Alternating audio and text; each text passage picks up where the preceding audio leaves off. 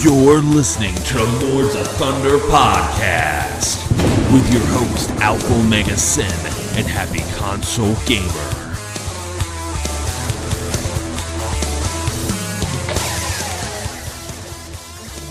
Welcome one and all to the Lords of Thunder Podcast!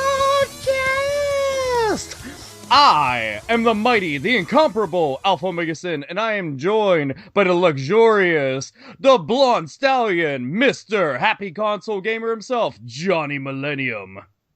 The blonde stallion. I kind of like that. That sounds like a pornography name.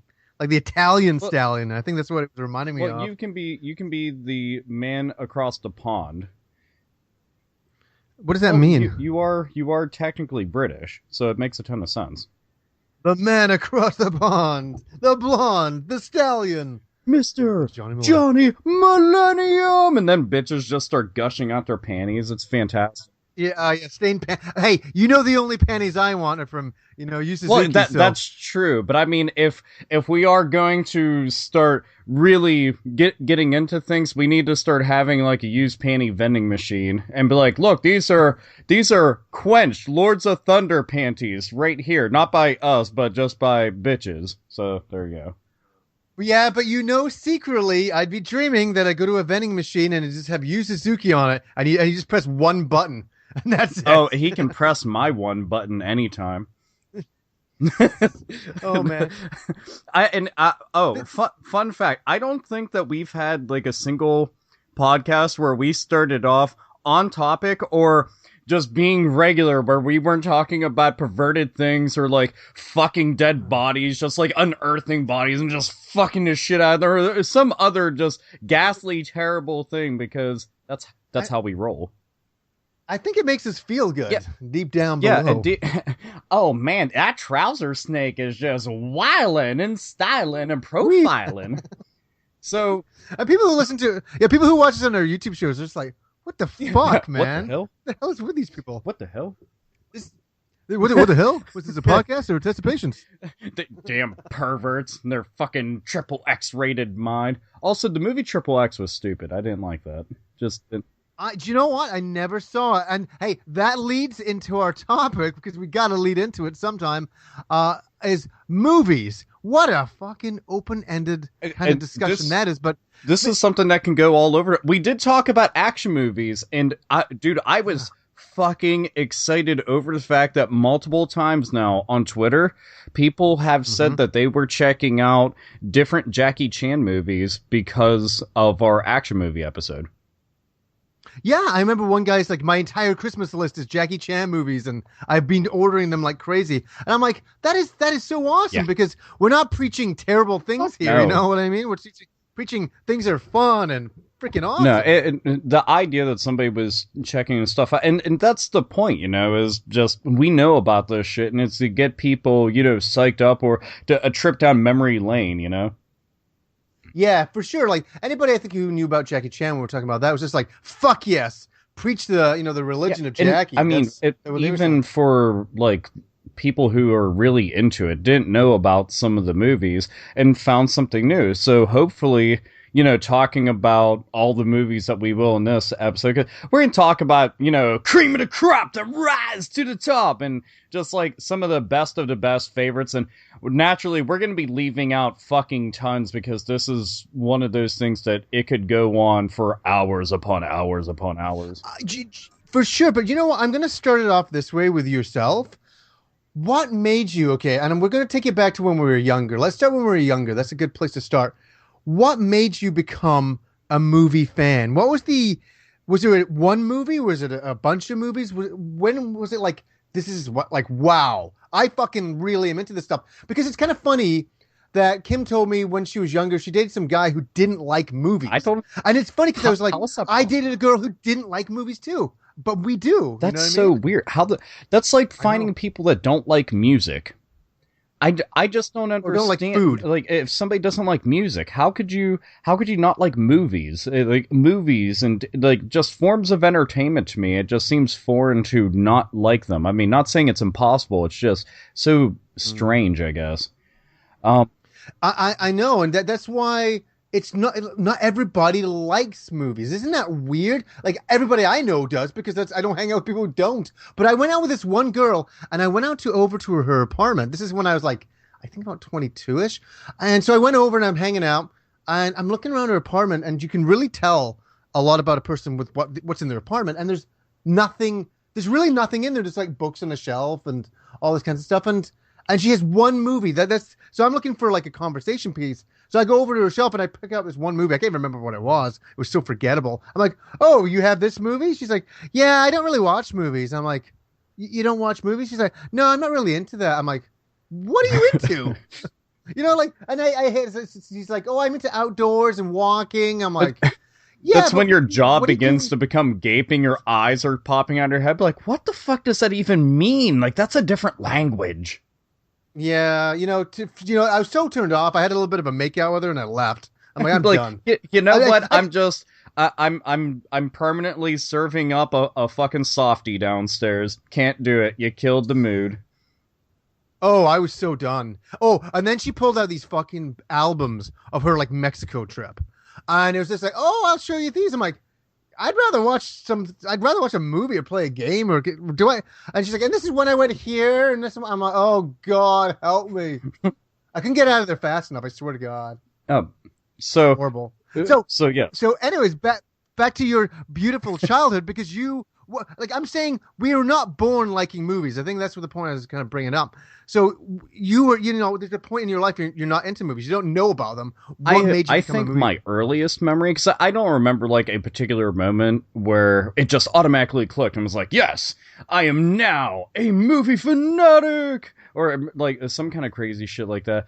For me, I think it was mainly thanks to my family, where everybody sat around and watched it together. So it became something that you actually did with people that you loved. And everybody would get into it. The same thing with television as well. And a lot of the movies that I was watching that, I still like today were movies that they were into. And, it was mainly like movies from the 70s because that's what they were into. So I was watching reruns of TV shows and movies from back then. And then I grew up, watching 80s, then 90s movies. So I think it was mainly just with my family, whatever the fuck they'd be into. And it would seem kind of cool, even if it was shit that you didn't fully understand. Like, I remember being very young and watching like Star Trek: The Next Generation, just as an example. I know it's not a movie, but I didn't fully understand all the stuff that was going on in it, but I still enjoyed it. Same thing with X-Files. Now, I'm a big fan of both of those things, and I know it was that way with a lot of movies because I've gone back, rewatched a shit ton of things, and thought, wow, I did not get any of those jokes, those references. I didn't understand any character development. Most of the plot just went over my fucking head because, I'm in grade school with a fucking trapper keeper and I'm sitting there doodling the entire time and half paying attention. So, but yeah, it was probably that I would say was the most influential aspect into me being like, damn, movies are the fucking rip roaring shit. So. But you do remember any like particular movie like when you were younger that you like when you like your first experience you went holy shit? I think it's weird because like I'm a big fan of 80s movies. I actually defend them like tooth and nail, saying that the 80s produced the best movies. I even feel that way about music, and it's not something of it's just because it's stuff you grew up with. I've watched so many things, and there's a certain style and to everything that they did back then that was so genuine, and it was kind of the last hurrah of movies before they started really implementing heavy usage of CG and computer generated graphics and stuff, and just things changed from generation to generation. But I would say where do I begin? It sounds really fucked up because it's like, hey, you're a kid, but Nightmare on Elm Street was a big movie for me. Yeah. I had a Freddy Krueger folder inside my binder when I went to school. I even wanted the Freddy Krueger doll. I never ended up getting it, but I always wanted one of those. And it was one of those things like I like to be scared, but and after a while, I wasn't scared anymore. But I was a little kid, and I liked to be scared. I just thought it was fun. And to me, Freddy Krueger was like terrifying, but also cool. I remember and funny. Yeah, oh yeah, and funny, you know, dude. what I mean? All the one-liners that he would bust out were such a big deal. And we were actually mentioning this before, and I know that I watched this like 1,000 times when I was younger, and I thought it was so funny. Even though, again, I didn't get all the references and jokes, but Revenge of the Nerds. Oh God, we and dude, we were talking about this. We're like, we of all the movies, the classic movies, 2001, you know, things that really made an impact on society, and we're like, we got to talk about Revenge of the Nerds. Dude, it's one of those movies, man. It just, it's funny because they have such like the cliche what you would consider a nerd, and to us we're like, you know, geeky, nerdy, dork type people or whatever the fuck you want to go and label things as just because of our interests. But these were like the true fucking nerds, you know. It was great. It was so stereotypical. Yeah, the fucking pocket protectors and shit. But they were fucking awesome, man. But you know, there's tons of movies. I mean, I'll get into them all throughout the podcast, but I don't want to keep on boring the shit out of everybody with. No, not at all. It's interesting. But for you, whenever you were growing up, can you think of a particular movie or a particular event that kind of just spurred that love and that interest in it? Oh God, it's so funny because for anybody out there, I was born in 1974. That's not even a year. Don't lie. That's not real, is it? And so it's interesting that I'm really happy about my life that I got to see a little bit of the 70s, you know, even though I was quite young. It was really an interesting time because I grew up in England. But what was fascinating is that I forget the year. It was either because I know Star Wars came out in 77 and I think I saw Star Wars in 78 or 79. It was still in theaters in England, if you could believe it. It was a huge motherfucking deal.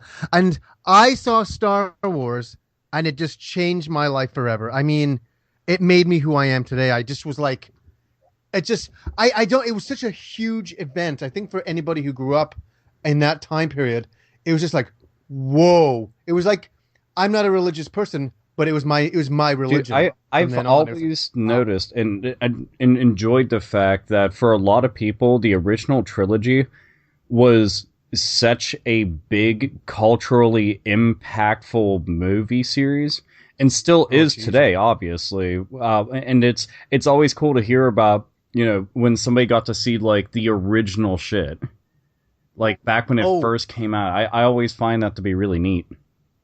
And you know, it's so funny that I remember there was no toys, and the toys had just gotten released. I can't remember 79 or 80. I'm not a big Star Wars guy to know the exact date, but I'm a massive fan. So all the toy collectors would be like, "It came out at this time." They're freaking out, typing away on their keyboard angrily. You fuckers! you fucker in particular, me. But the thing is what I do remember is that my mom saying to a friend of hers who had a child as well, like nearly my age or 1 year older, said, "Oh my God, I got a Han Solo," and she's like, "Oh, I got a Chewbacca," and it was like a big fucking deal. You know what I mean? It's so funny, like the merchandising and the way movies are now, but back in the 70s and you know, very early 80s there, and especially in England, this was just unheard of. You'd never seen a movie and merchandise, and everybody was trying to get merchandise because their kids were obsessed. So what happened for me is that not only was Star Wars such an impact, but I was drawing, but then all of a sudden it was just sci-fi for me after that. I was obsessed with science fiction movies and drawing and all of that. And, you know, like, you know, I'm going to pass it on to you as well, is that when I hit 82, some more big movies came out. Obviously, Empire Strikes Back came out in 81 and 83, you know, Return of the Jedi came out. But in 82 was life-changing for me. I saw one of the greatest movies of my time. It's my favorite movie of all time, Blade Runner. I saw it in the theater downtown Toronto when we moved over to Toronto. Yeah, and I swear to God, because I was a kid, I have such funny memories, and they're altered memories, I do understand, but I swear that movie theater was smoky. You know, like from people smoking in it, but people didn't smoke. But I just remember being this smoky atmosphere, then the movie beginning. And that's something, and you can say as well, is that I watched so many movies that I shouldn't have watched. Oh, yeah. You know, I was 8 years old watching Blade Runner in the theater with my dad, and to see Tyrell get his eyes pushed in by Roy Batty, that scene, I was in my seat and I'm like, oh, I remember the feeling of blood and horror rushing over my body, like a wave of fear and just disgust and oh my God. But I loved it. Oh You know, yeah. secretly, and that's as a kid, as you said, I secretly loved it. You know, but yeah, it is. We got the Dark Crystal. We got I mean, 82 is the great. We got the Thing. You know, I mean, Tron, Conan. Holy shit. E.T. Wow. So yeah. So sorry, I had You to know get that out of the way. that's interesting you say that. E.T. was actually another thing that was a big deal for me as a kid because I had the VHS tape and I still remember something about it. When every time I would take it out, I always remembered it was unique and easy to find out of all the tapes, even if I left it out of the box, because the top of it, the top plastic piece was green. And yeah, I don't know why. The entire thing was black, but the top thing to it, right under where the actual tape itself is, was green. And I remember I had watched, I don't even know how many times I had watched E.T., but I know it was a shit ton. And it was just always very cool. And that movie was mind blowing, you know, seeing some shit like that. And it was also sad at the same time, you know, and like seeing like little kids in the movie, and then you're also a kid yourself, so you can almost project into a movie. So there's also that. But one thing I want to ask you was, do you remember at all if there was any distinct difference in seeing movies in Canada or the United States by comparison to being over in England? Um, I it may sound unusual, but I remember that the movies would be very close to me in England. But in Ontario, Toronto, I remember we had to catch a bus and then we had to catch a train. You know, it was a really big deal when I came to Toronto to see a movie. It was a big event. It was like, you know, in the 80s, because that's what people did. You know, like movies weren't. I have to say this because this is very important, that movies are not like they were today in advertising. So could you imagine, like, I mean, we had no internet back then or anything. I remember sitting and I've said this story before, but I was playing with some toys, some Star Wars toys or something. And my father came home from work from downtown Toronto. He came home and he's like, hey, do you want to see a movie tonight? And I'm like, yeah. I said, what movie? And he's like, I don't know. He goes, it's called something like Raiders of the Lost Ark. Oh man, fuck yeah. Yeah. Could you imagine? And I looked, and hey, honestly, I had it with E.T. as well. And I looked at him and I'm like, okay. And I'm like, what, Raiders of the Lost? What is that? And we went with my uncle and his daughter. And I'll never forget walking out of the movie And he theater. became a man. And no. I think it was just like, even for my father, there was a religious experience that happened there. He walked out, and I'll never forget my father in 1982. We walk out, and he just said this. We walked out, and he's shaking his head, and he's like, what a great movie. What a great movie. And he said it like 5 or 6 times, and I felt the same thing too. But I remember when he came home, there was another time, and he's like, hey, do you want to see a movie? It's about a kid and an alien. I said, and of course, like, this is like, yes, you know, what is that? And he's like, it's kind of like E.T. And I'm like, what is E.T.? I remember, you know, it's so funny, like the first time the first time you hear the name Nintendo, but it was the first time I'd ever heard the name E.T. And I'm like, E.T., like the extra testicle, you know, what the fuck? You know? Oh, terrestrial, you know? And I'm like, oh, wow, we went to see that. And I just, whoa, you know what I mean? Yeah, for sure. So, sorry, yeah. I had to get those out of the way. I think covered my early experiences. That's cool because the way that you've described how your dad's reaction was is something I think a lot of people have also felt, us included, where you see something and you're so overwhelmed with how good it was after that credit crawl begins. You're like, holy shit, like you were in the zone and in the moment the entire time, and then afterwards it just all hits you at once, like, damn, I just experienced something. You know, that's a big ass deal, and I felt that way countless times. I remember when I went to go see The Dark Knight in theaters, and it's one of the few movies that I've seen on opening night. I went out of my way to go and see, and I had watched it. You know, I kept up to date on all the news, every single bit of information that they had. I went and I bought a Joker shirt, and it was one of the promotional ones that they had where it was like him behind the glass writing Why So Serious in blood. And I went and I was one of the first people inside the theater. I sat down and I just told everybody I was with, I was like, I swear to fucking God, if anybody ruins this movie for me in this theater, I will fucking powerbomb them through the goddamn screen. And I was like, I don't want to hear a peep out of anybody. Nothing. Just nothing. Because I've had very bad movie-going experiences. And I watched it. I had to piss, like, halfway through the movie. And I was like, no, bladder. You will hold the fuck on. Like, I'll piss in a goddamn fucking big Coca-Cola cup if I have to at this point. Yeah, at that point you would power bomb your own bladder. Yeah, my bladder meant nothing to me. I'm like, but you're going to have some kind of an issue later on. Like, don't matter. I need to see this. And I watched the entire movie, and I stood up and just started clapping. I've never, I didn't plan on it. I was just like, that was one of the best fucking things I've ever watched. And a bunch of other people started standing up and clapping. So there was other people who felt the same exact way. And afterwards, it's funny. Afterwards, all the bathrooms were closed in the theater, and I was like, what the fuck? There was no 24-hour open places nearby, because we went to a very late showing, and we got out at like 1 or 2 o'clock, some shit like that. And I went and fucking, and this is the only time I've ever had something like this happen. I'm whizzing on the side of this one fucking building, and then whoop whoop, and I was like, you gotta be fucking kidding me. Cop rolls up, and it's like, what are you doing? I was just like, exactly what you think I was doing, officer. I was peeing on the side of this building. And he was like, you already know that you can't do that. I said, perfect explanation. I just got out of seeing The Dark Knight. You can go back and ask. All the bathrooms were closed. We tried to find a bathroom. I said, I've been holding my pee in for like 2 hours now. Said, I that's why I found like behind this little alley looking area and behind a dumpster. So I wasn't just in the wind. And he was like, no, it's cool. How was the movie? And then he just started talking to me about Batman.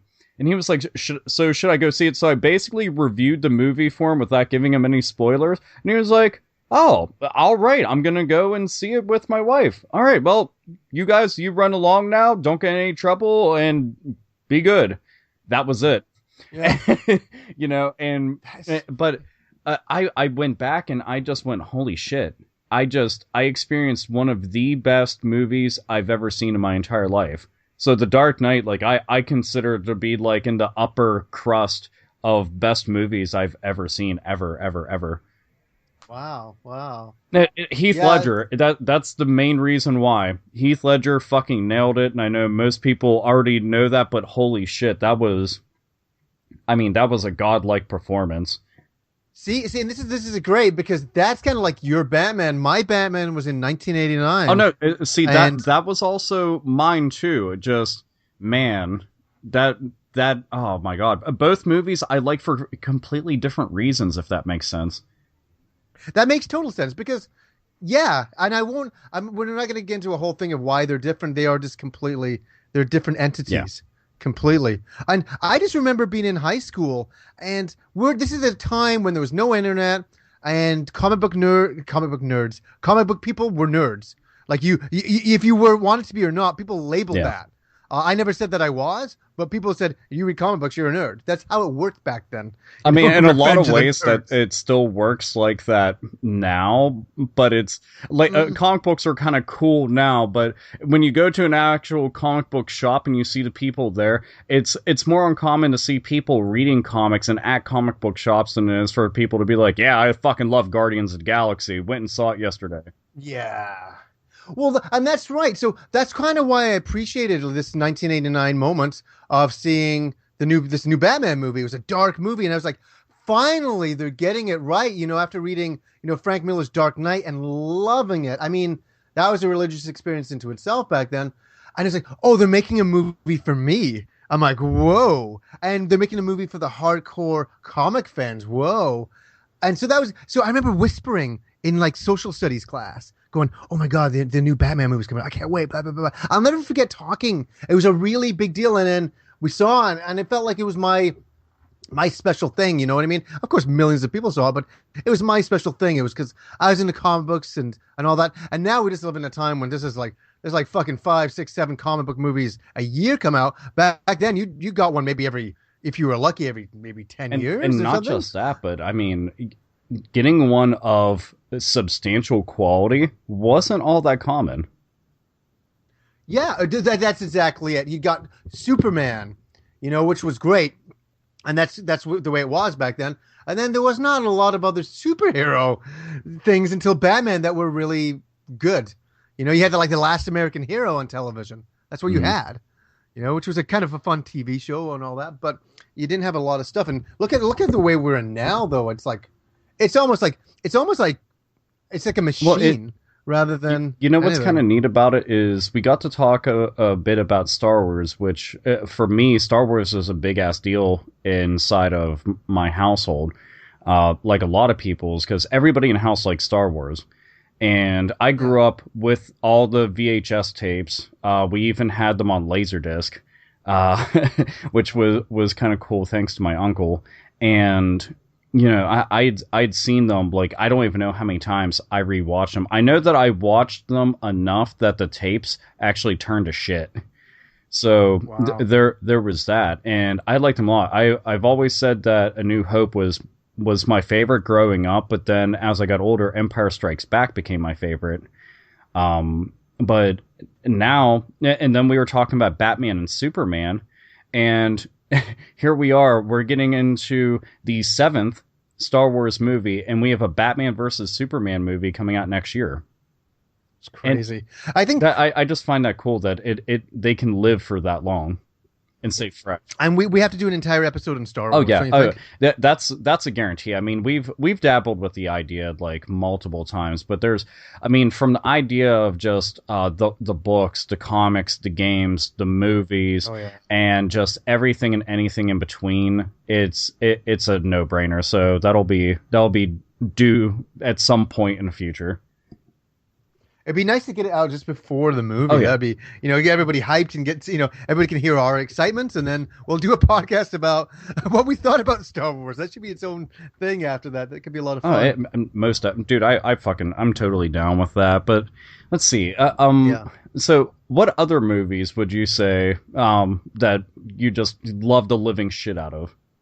Oh, easy. It's funny. This is funny.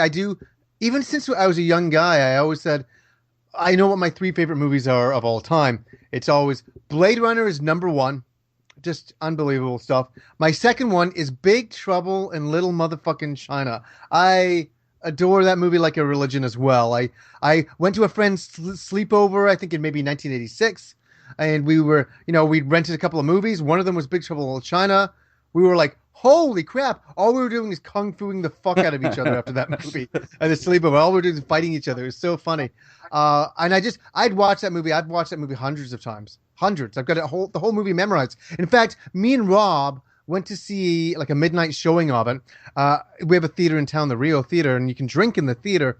And we're drinking in the theater, and me and Rob are quoting so many things that we are almost getting in a fight with people about it, because it's one of those movies where everybody's quoting it in the audience, but me and Rob were laughing hysterically while we're just going crazy. Oh, dude, I love that movies can be quotable, and there's like inside jokes and references, and it then feels like a club. When you say it and somebody gets it, be like, that guy, he gets it. Yeah, so there was Big Trouble in China for sure, and then Buckaroo Banzai. And people have like, I remember saying this, I did it on the Old Gen Gamers, people like, Buckaroo Banzai, and then they went and checked it out, they're like, yeah, that movie sucks. And it's like, no, like, give it a moment. It's a movie from another time, from another place. You have to appreciate its place in history. The movie bombed. It came to theaters, it bombed hard, nobody liked it, and only a few people really, really liked it. And we had Ernest Klein on the podcast. He had actually written a sequel to Buckaroo Banzai, and to I think he was writing something about Big Trouble in China as well. No, it was Buckaroo Banzai type of thing. But I remember talking to him about it. And he's like, "Oh my god, like it's so awesome that you like Buckaroo Banzai." I'm like, "Yeah, nobody likes it." And then I found out Kevin Smith really likes it, and it's just a statement of the older guys. That was another big deal back then for the hardcore science fiction fans. When you saw Buckaroo Banzai, I had on beta and I watched it again like you till the tape wore out. So what do you because you said to me that you don't have like a favorite movie of all time. You said that you have The Dark Knight, but do you have like a list? I've definitely got a list. It's one of those things like, man, every time I want to go and pick out a favorite of something, I'm just like, yeah, but what about?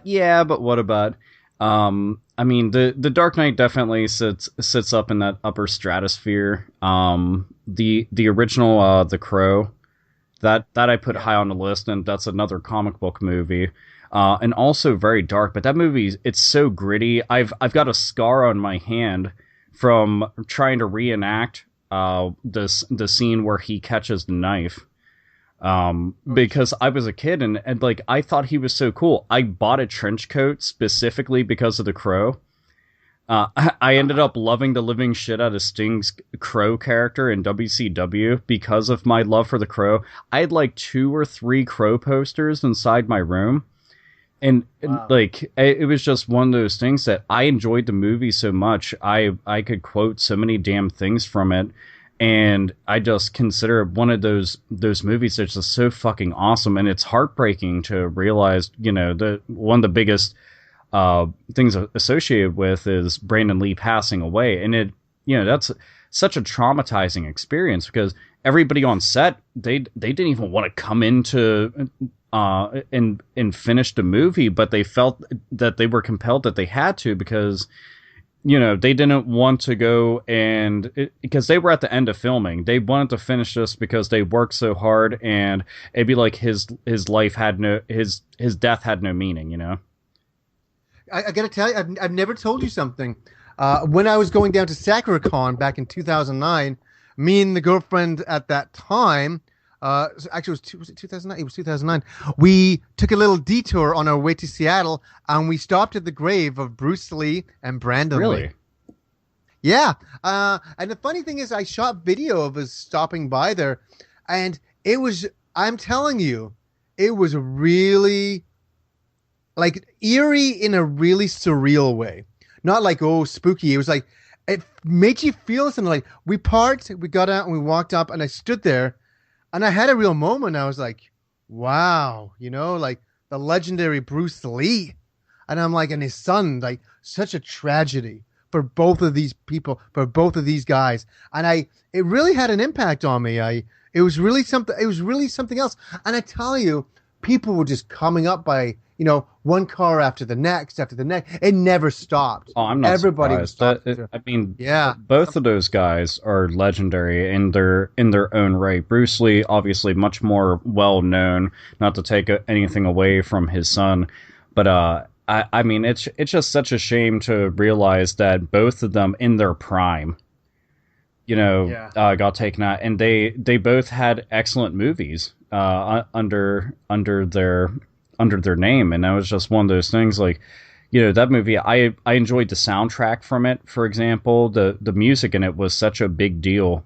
The cast of villains that they basically had, T-Bird's little party pals and shit, the little fuckers that, Eric Draven would have to go around and beat the living shit out of and fuck up. And, like just everything about it was really, really good. And that movie it means a lot to me. Like every October, I make sure that I watch at least once, especially if I can watch on Devil's Night. So that's one of the major things because that's when a lot of the movie takes place is around Devil's Night.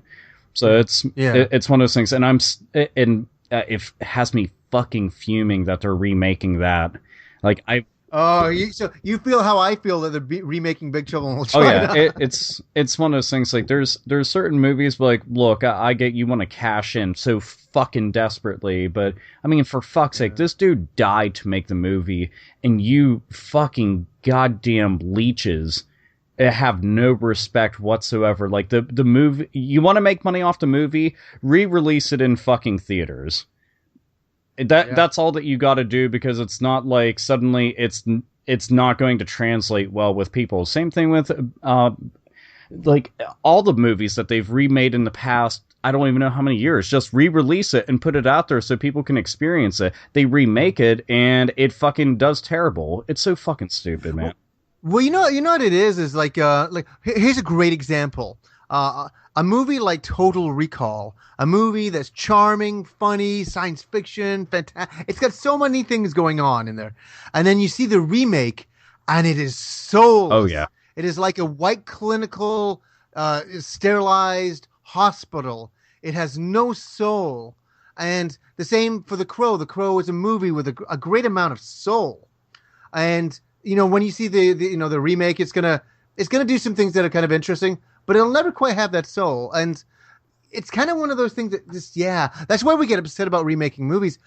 Has there ever been a really good remake? I mean, there has been. I would say and for me, they're all horror movies.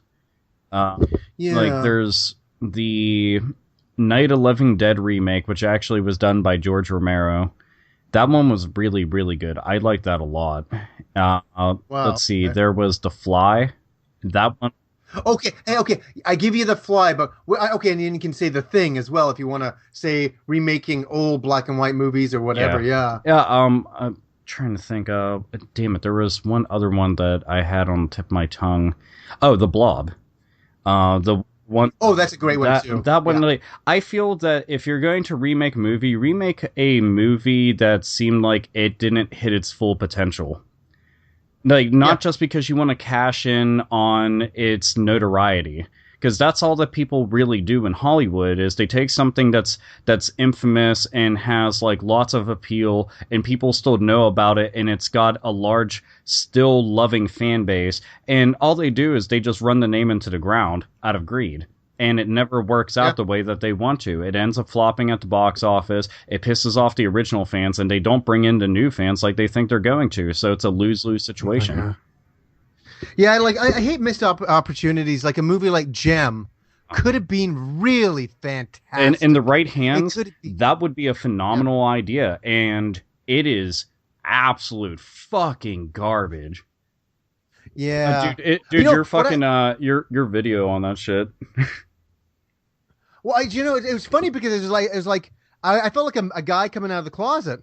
You know what I mean? Because Gem was it's something that guys didn't talk about, and you still kind of get a little bit burned if you talk about Gem, But I was like, you know what? Fuck it. I'm going to come out and talk about Gem. I don't care. And what bugs me the most is that I know how I would have done it. It's like, it's one of those movies that I'm like, I could have done it. And I hate to say that. I'm not like Mr. fucking Steven Spielberg Mark II. I'm not saying that, but what I can say is I have such a love for the original material. The first thing I would have done, they said, John, you're going to direct Gem. I said, great. Let's go and get the original woman who wrote Gem.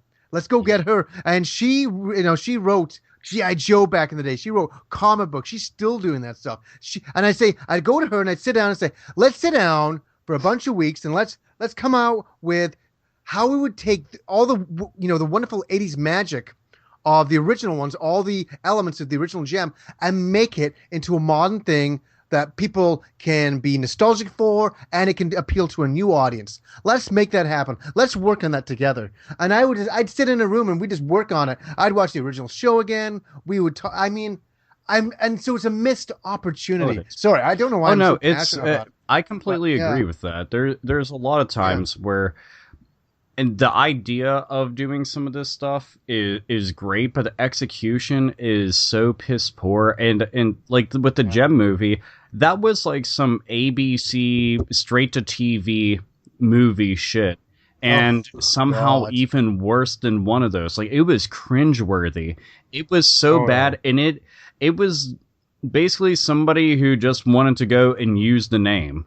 And that was literally it. And that's all that they want to do, is just use the name. But instead of being negative, I'm gonna shift gears, because man, it'll just turn into fucking like movie remake rants the entire time. I'll go with another movie that I meant the entire world to me growing up, which I should have mentioned at the beginning of the podcast.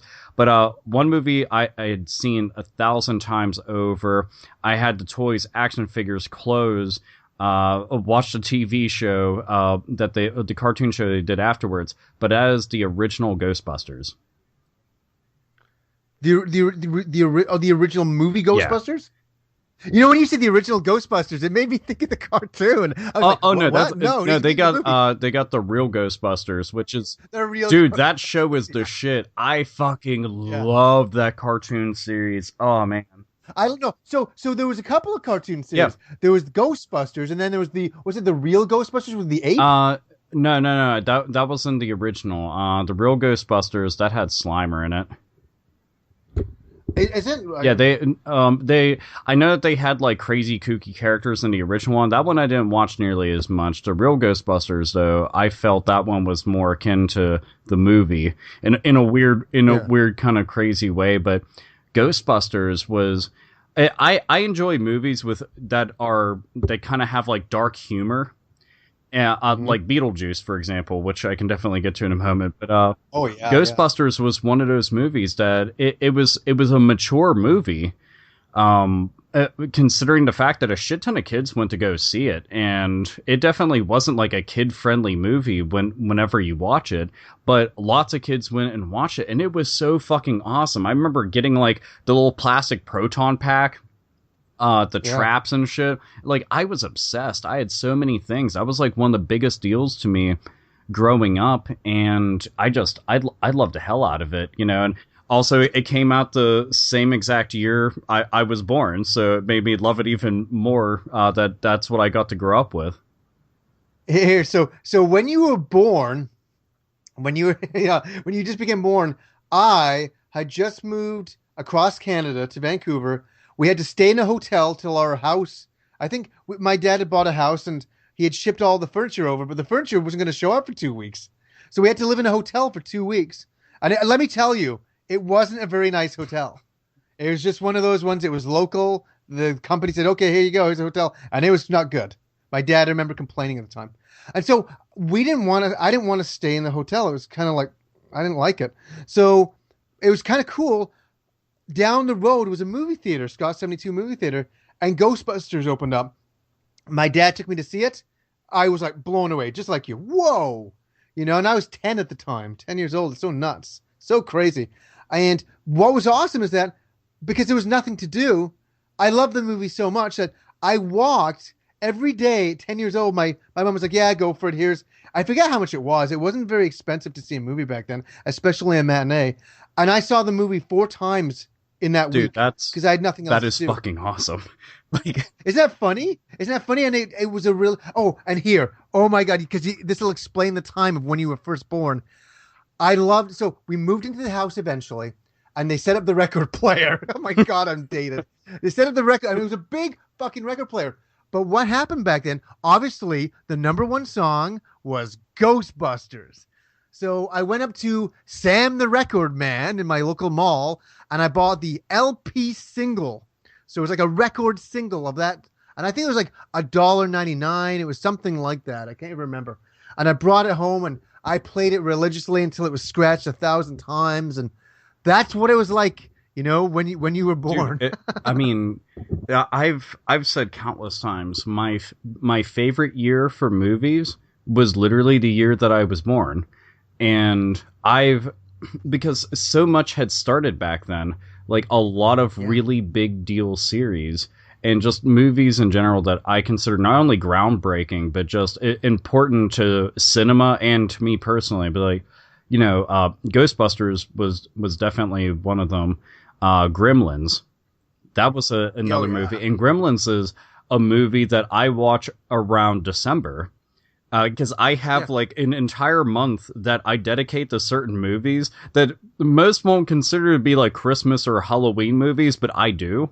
So you know, Gremlins being a big deal. The Terminator, Indiana Jones and Temple of Doom, Beverly Hills Cop, and Nightmare on Elm Street, which you know obviously was saying is a big deal to me. The Karate Kid, Beverly Hills Cop. There's Dune, Police Academy. I like Dune. Dude, Dune is the shit. I mean, if anybody was just like, no, it's not, like, get the fuck out of here. That's ridiculous. Oh, hey, no. Hey, I'm glad we're having a connection on that one because we've never talked about that. Is that, yeah, you're right. Everybody's like, oh, fuck, that sucks. I almost got in a fight in a nightclub over that one. Johnny Millennium versus fucking douche with bad movie taste. Fight. Seriously, this group of guys, and I kind of walk up and I kind of knew them, and they were like, I heard them talking about Dune.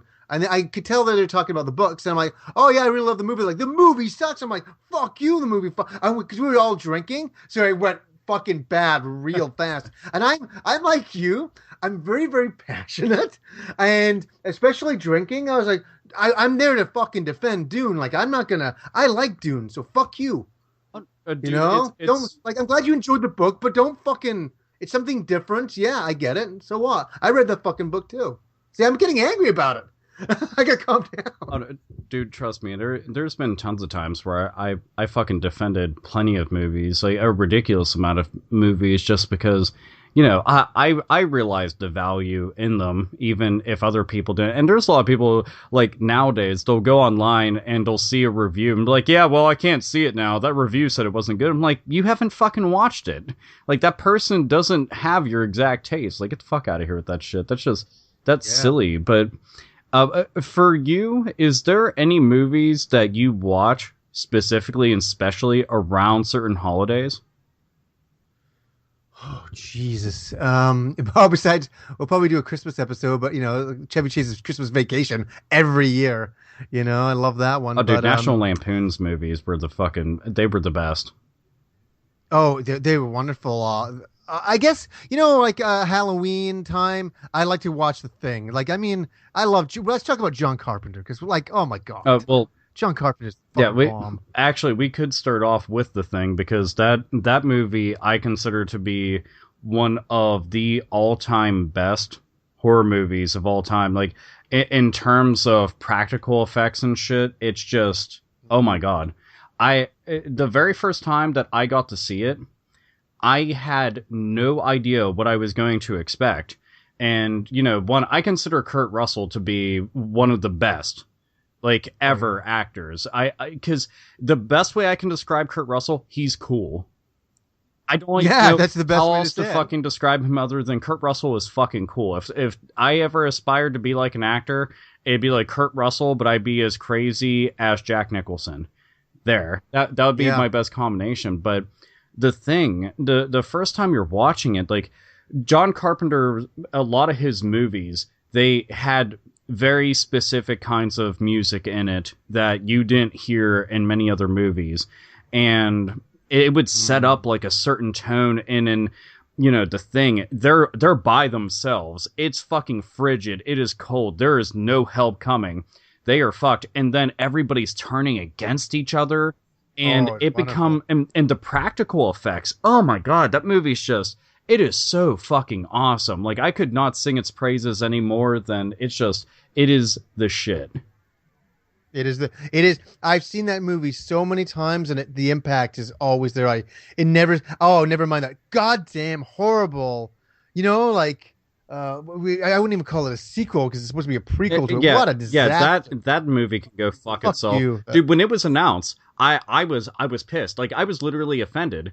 I still fucking remember seeing the news of, they're going to be doing a remake. I about lost my shit. I was like, you motherfuckers. Yeah. Like, I was swearing everywhere because it's like, you're going to screw it up. There is no reason that you even need to go near this shit. It is fucking perfect. Fuck you.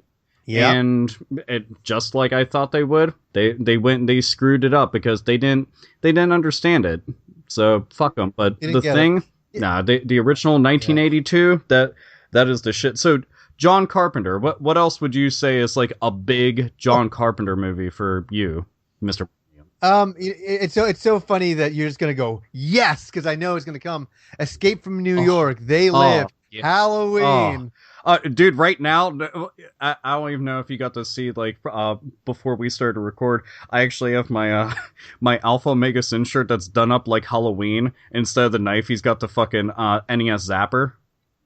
That's one where, dude, oh my god, fucking Escape from New York.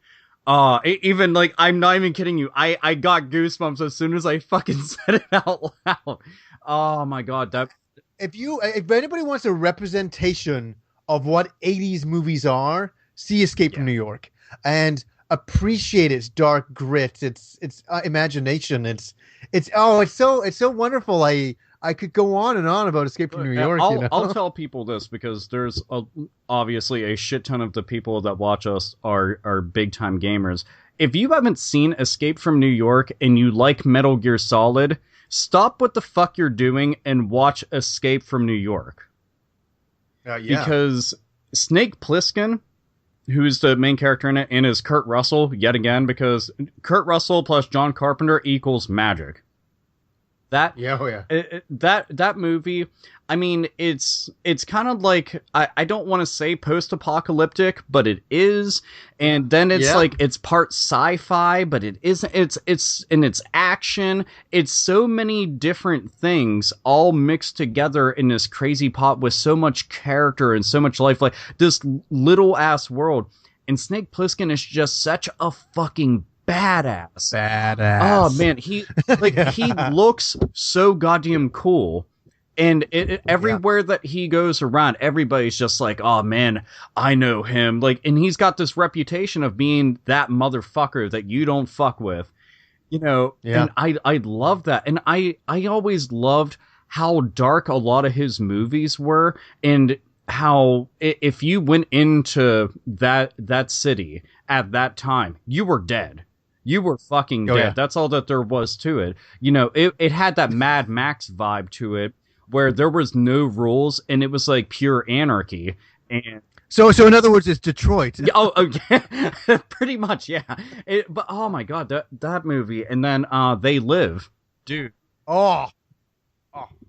No, you keep going because you're on a roll. I'm sitting here like, nodding my head. They Live. All right. To begin with, one. As a big-time wrestling fan who grew up with the hot rod Roddy Piper, the idea that he was in this movie was a huge-ass deal. And I had seen it when I was younger, didn't fully grasp the movie, but liked it. But anybody who remembers the line from Duke Nukem 3D, "It's time to kick ass and chew bubblegum, and I'm all out of gum." If you remember that, then you have to understand something. That came from They Live. Because he goes into the fucking bank because he gets these glasses that let him see the truth. And that there's these fucking aliens and shit that are really amongst us and shit.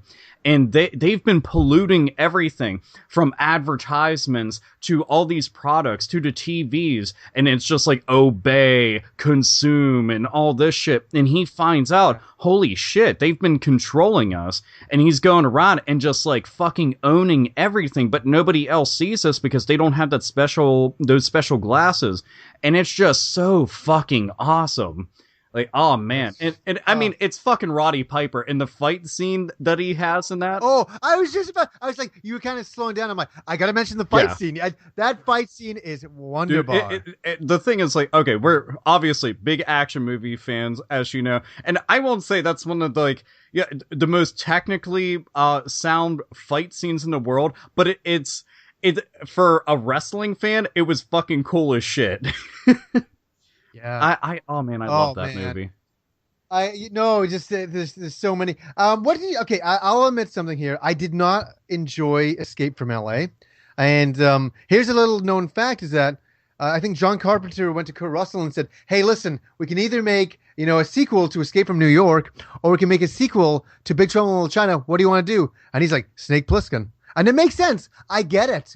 But I watched Escape from New York, and I had another friend of mine, Botsa, and he's like, oh man, you need to watch it. You need to watch it again. You need to watch. And I watched it again. I'm like, I'm sorry to say, but it doesn't rub off well on me.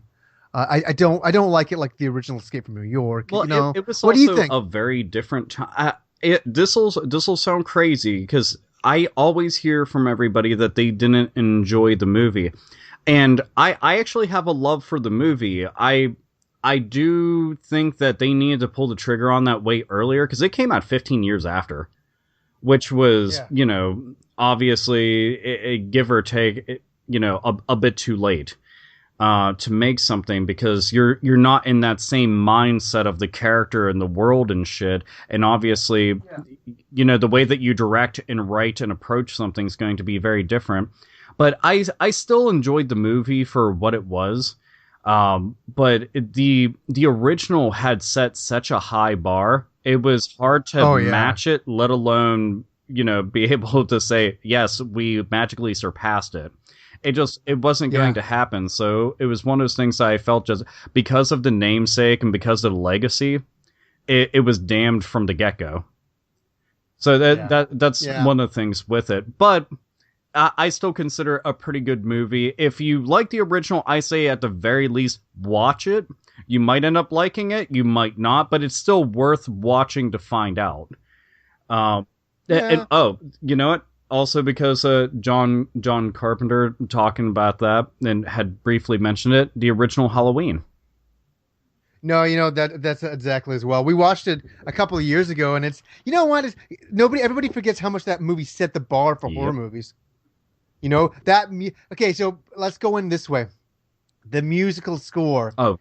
Dun, dun, dun, dun, dun, dun, dun. So simple. John Carpenter doing his music, man. I mean, this guy not only directed these movies, but he did the music. I mean, like, what a talented motherfucker. And it's amazing to think that he's that talented, that he's able to write music that you can actually jam to by itself, completely separate. And if you watch his movies and you start paying attention to everybody who's listening to this, genuinely watch John Carpenter movies and start listening to the music. Now imagine if that music wasn't there, how different the movie would be. Oh yeah, like Big Trouble in Little China. I have the soundtrack and I listen to it. I'm like, I love this music. Oh yeah, dude, it's so fucking good. And I mean, the Halloween theme song is something that's known by everybody, even people that haven't seen the movies. They know what that is. And back then, because that was released in the 70s, so the idea of slasher flicks back then wasn't all that common. But Michael Myers was horrifying, because we're talking about a movie where they made a killer that was coming to your neighborhood and killing your neighbor. It was so grounded. It wasn't something like with Friday the 13th or Nightmare on Elm Street, where you had this supernatural character. You had somebody that was a living, breathing psychopath who was just like, it was all revenge, and he lost his fucking mind, and then what the fuck is the name of the actress who starred in it? Oh, Jamie Lee Curtis. I want to say fucking Jodie Foster for some reason. So Jamie Lee Curtis became a fucking scream queen. As a matter of fact, there's the new series out now, but that movie had made her goddamn career right there. And anytime that you watch this, granted, John Carpenter doesn't have much to do with the rest of the series, but anytime that you watch the original, watch the sequel right afterwards. I always consider them one big movie. It's worth doing. Totally worth it. Yeah. Hey, Jamie Lee Curtis, she's pretty fucking awesome too. Did you know this? That she was at EVO? Really? Yeah, her son is a huge fighting game fanatic. So she went and this is no joke. What a great human being she is for her son. She wore like a Vega costume so she could go. That's actually pretty badass. That's I love really that badass. the actors will go out of their way and do shit like that. To me, that's just always really neat. They're just walking around and they're dressed up and shit. Oh, you know what? Just real quick, for me to leave off on John Carpenter, was a movie that I got introduced to and had no idea about until my friend Cameron was like, "Hey, man, watch this movie. John Carpenter made it." I was like, "Oh, cool." Called Assault on Precinct 13. Precinct 13. I had never seen that movie. I never even heard of it until they did that remake, and I had no interest in seeing that, so I didn't watch that. I watched the original, and that movie is fucking intense. I don't even know how else to describe it, but them being holed up in that place and just like fortifying it and fighting off people that they didn't even seem human anymore. They just seemed like Yeah. fucking like monsters, basically, the way that they were going after them. That movie was so intense. Like, Yeah, but and you know that the sort of for anybody out there who starts watching it, you're like it's really slow to begin with. Trust me, it Oh, builds yeah. up, but it's a slow start. It's a slow start. Just so you know. it's slow to start, but as soon as like shit hits the fan, it doesn't stop. It doesn't stop, Yeah. and it just keeps going and going, and it is fucking phenomenal. So let's see. So The Thing, Escape from New York, They Live, Big Trouble in Little China, Halloween, Assault on Precinct 13. Watch all of those movies. Is there anything you'd right like to fucking add to that now. list from Mr. Carpenter?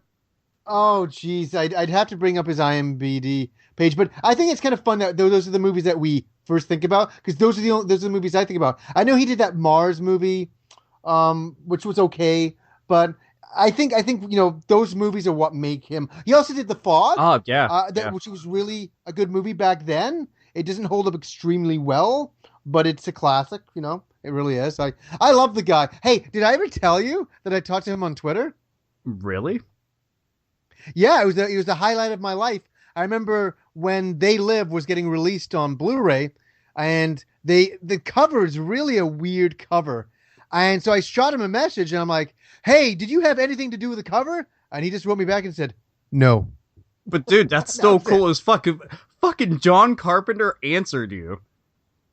Hey, trust me. I was like, "Hey, oh, you know what I do? I should talk about it as well. Is that I have a signed picture of John Carpenter on the set of Big Trouble in Little China, signed by him. It's just so awesome. Well, aren't you, dude? I'm a big you fan have of signs. so many fucking signed things. I went through a thing about 4 years ago where I was like, fuck, okay, here. Okay, you want to hear legendary?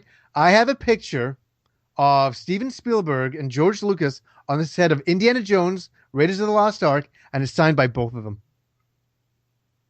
Well, aren't you Fucking Mr. unbelievable. fucking Big Dick now?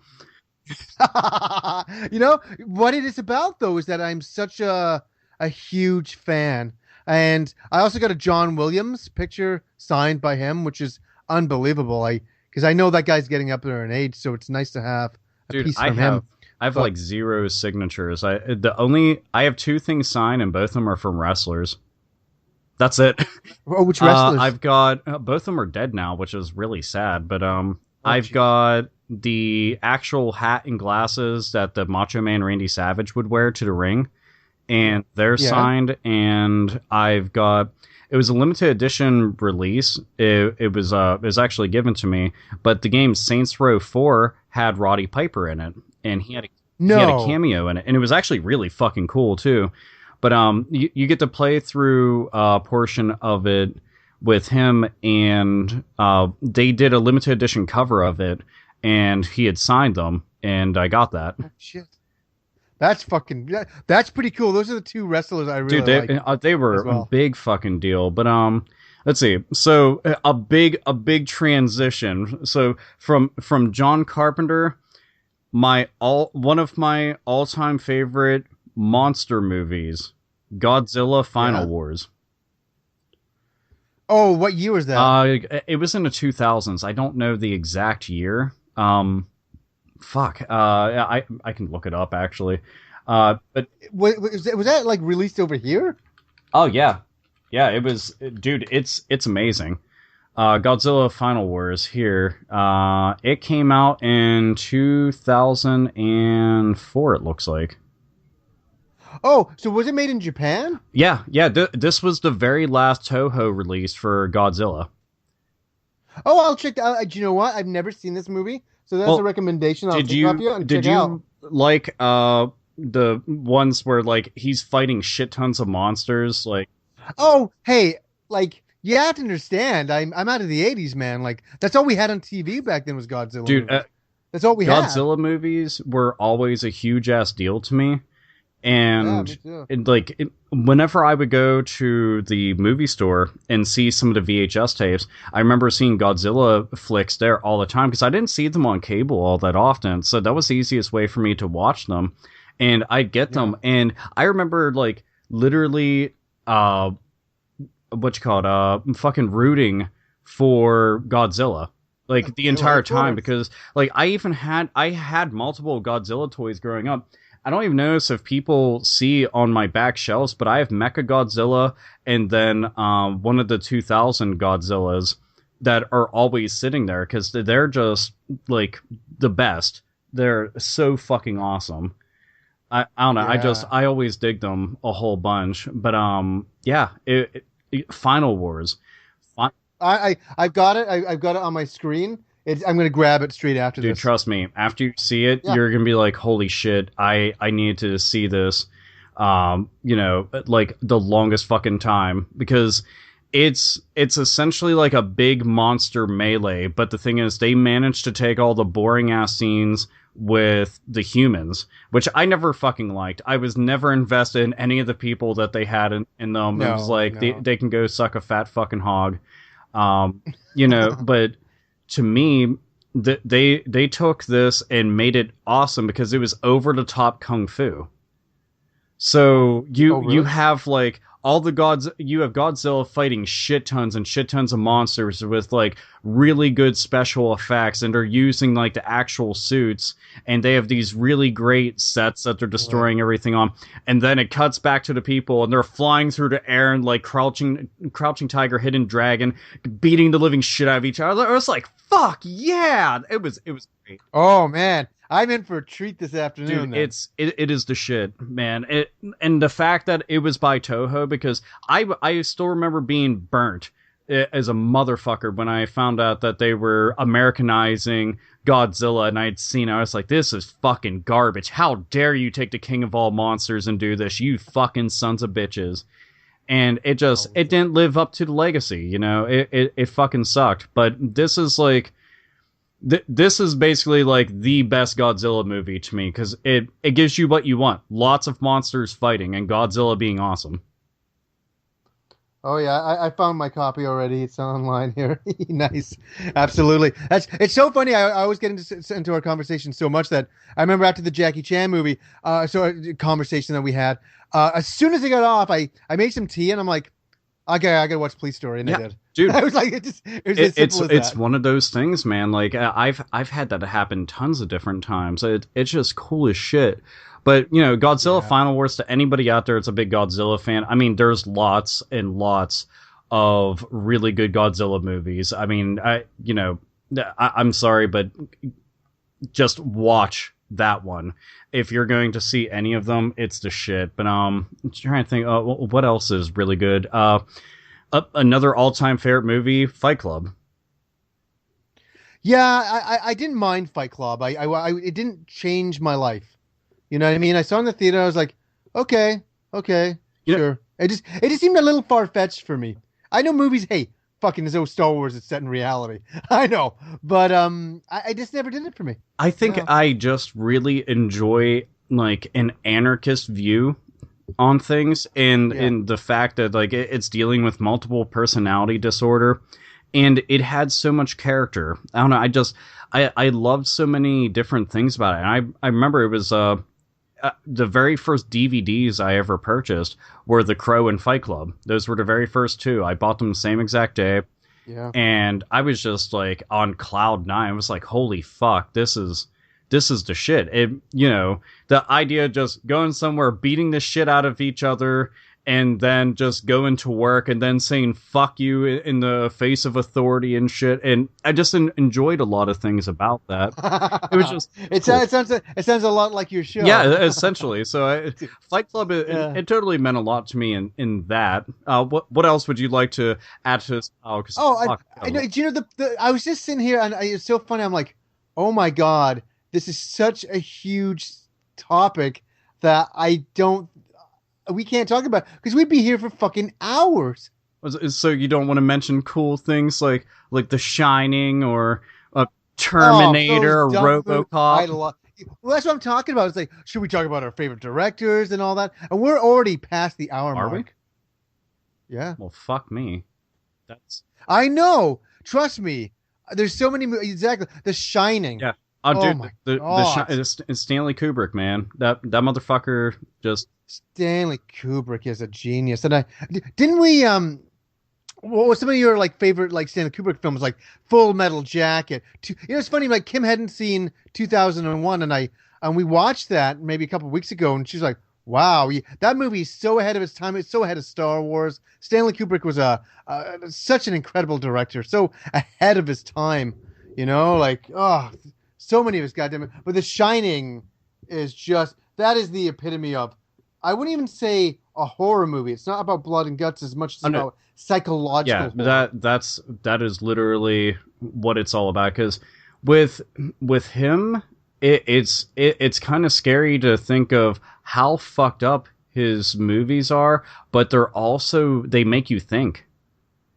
Like, and the way that he approaches, visuals, things in the background, real subtle little details and shit, you wouldn't think about, but were a really big deal.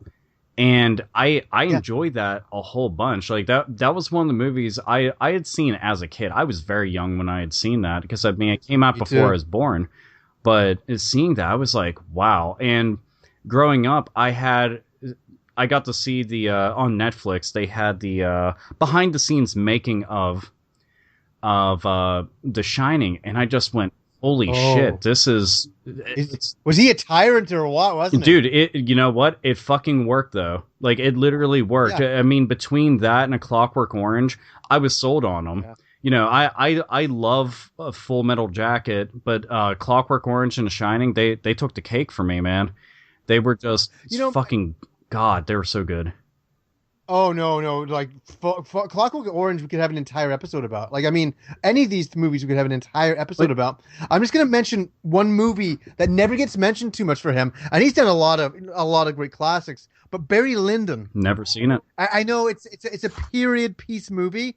I won't get too into it right now, but watch it. The cinematography is phenomenal. And the story is very, very, I don't know how to say, insightful into a person who's really not a good person. It's very fascinating, honestly. It's one of those movies that you'll watch and you're like, I'm watching it, and then at the end you're like, my God, that was quite something. Yeah. And Barry Lyndon is a movie I want to watch again soon. No, I'll have to keep an eye out for it because I've never personally seen it, but I mean, shit, if it's able to do something like that, I'm fucking all for it, man. Well, I remember he'd finished some movies and he'd gone to the head of the studio and he's like, "Oh, you have those old cameras in the back. Can I have them?" And the head of the studio's like, "Yeah, we don't need them. They're old cameras." And so he's like, I just like tinkering around with them. So he takes these cameras, and then later on, one of the guy who ran the entire camera department said to the head of the studio, he's like, "Why did you give him those cameras?" He's like, "Oh, well, they're old cameras, like no big deal." He's like, "No, those cameras like are irreplaceable. They're one of a kind cameras." And he had taken the cameras and he had adapted them for Barry Lyndon and to give it this incredible flat-like look. Like these, I think it's like some satellite kind of lens he put on it. It was insane. Huh. He specially created cameras to film that movie with, to give it a surreal flat look, like you're looking at a painting. And it's surreal. Like there's one scene when it's all lit with candles and you're like, you don't see scenes like that. Not like that anymore. It's like it has a surreal, almost ghost-like image from a different time, it's great stuff. So yeah, so it is my thing. Oh no, I think that's kind of neat because both of us just got to find out about new movies that we didn't know about. Final Wars, dude. Yeah, it's you're gonna fucking love it. Like I know that you'll love it once you see it. But like it's like the Godzilla movie to end Godzilla movies. That sounds fucking and the best. It's been such a while since they've made it, but apparently, if I'm not mistaken, Toho's supposed to be making another one. Oh, yeah. Really? Like that's what people were saying is that Toho will be making another Godzilla movie, which I'm all for because they understand the license and the property the best out of everybody. I'm sure that other people could, like, the guys that made Pacific Rim, I'm sure that they could make a pretty good Godzilla movie. They even said that they would love to have Godzilla show up in the movie. If he does, Godzilla has to destroy everything. I refuse to accept that Godzilla loses to anything. I don't give a fuck. I'm a Godzilla fanboy. To me, No, that's part of the mystique of Godzilla, yeah, correct? Yeah. Godzilla's the king of all monsters. Like, nothing can beat Godzilla. I don't give a shit what it is. Like, when they did that stupid fucking King Kong versus Godzilla, I about lost my fucking mind. I was like, you fucking cunts. You motherfuckers, how dare you? Like, King Kong comes up to fucking Godzilla's fucking knee. Doesn't even make sense. Like, get the fuck out of here with this shit. He could beat him, and on top of that, it's Godzilla. No. Oh, only, and that's the thing. The Japanese pull off Godzilla in a way that only the Japanese. Oh yeah, could. Absolutely, because that's their shit right there.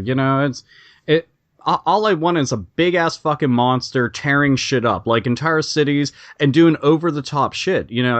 That's what I love about that, man. It's so fucking cool and it's fun. You don't have to be a little kid to enjoy it. It's cool to see monsters doing monster things. I don't even know how else to describe that, but yeah. Oh, fuck it. One last thing, because it is actually on my list of all time favorite movies. Pulp Fiction. Oh, that's great. Classic. Pulp Fiction, from front to back, one of the best movies. Put Samuel L. Jackson on the map as a big time actor.